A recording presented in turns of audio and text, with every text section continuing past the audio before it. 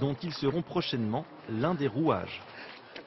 Comment lutter contre l'habitat indigne? Je vous le disais en titre, les maires de la région peuvent désormais faire appel à une société foncière publique.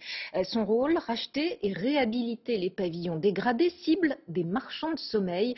Voyez ce dossier de William Vanki et Merak Movsisyan. C'est un quartier résidentiel de Garches-les-Gonesse dans lequel sévissent plusieurs marchands de sommeil. Sur ce pavillon, c'est un détail qui a attiré l'attention des services municipaux. On a repéré ici des petits trous qui ont été réalisés pour faire de la ventilation en fait dans le logement, puisqu'il n'y en a pas, les logements ne sont pas aux normes. On l'a repéré de cette façon-là. On a enclenché du coup l'ensemble des possibilités qu'on avait pour faire en sorte de contraindre le propriétaire de vendre. C'est ce qu'on a réussi à faire. La maison de 80 mètres carrés a été divisée en 5 logements. Certains occupants sont encore là. Bonjour. Comme cette étudiante qui partage une pièce avec sa mère. C'est vraiment petit, il y a trop de problèmes, il y a notre toit qui coule, on n'a pas tout le temps d'électricité. Beaucoup d'humidité, des fois l'électricité qui ne fonctionne pas. Oui, il y a des rats dans les murs, ils font trop de bruit la nuit, j'arrive pas à dormir. C'est vraiment dur. Le maire cherche une solution de relogement pour la jeune femme. Il a également préempté le pavillon. L'idée, c'est que ce ne soit pas de nouveau un marchand de sommeil qui en fasse l'acquisition, mais au contraire qu'on puisse avoir une réalisation, j'allais dire, normale dans ce quartier pavillonnaire.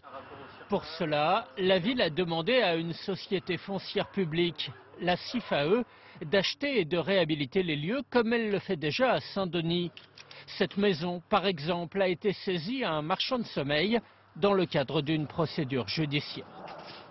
Notre rôle va être de les acquérir et ensuite de réaliser une opération sur l'ensemble des pavillons acquis, qui peut être de la réhabilitation ou de la démolition-reconstruction, comme c'est le cas sur ce pavillon.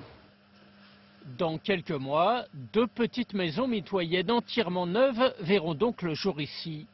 Elles ne seront pas mises en vente au prix du marché, mais proposées à des familles de Saint-Denis en accession sociale à la propriété.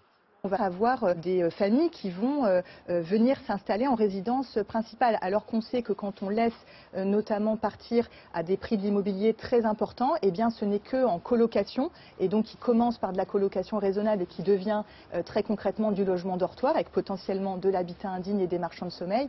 Voilà, donc la maîtrise du prix, elle est très importante. Au total, une quinzaine de communes en Île-de-France ont déjà décidé d'utiliser cet outil de lutte contre les marchands de sommeil. Les maires à la manœuvre aussi pour encourager l'installation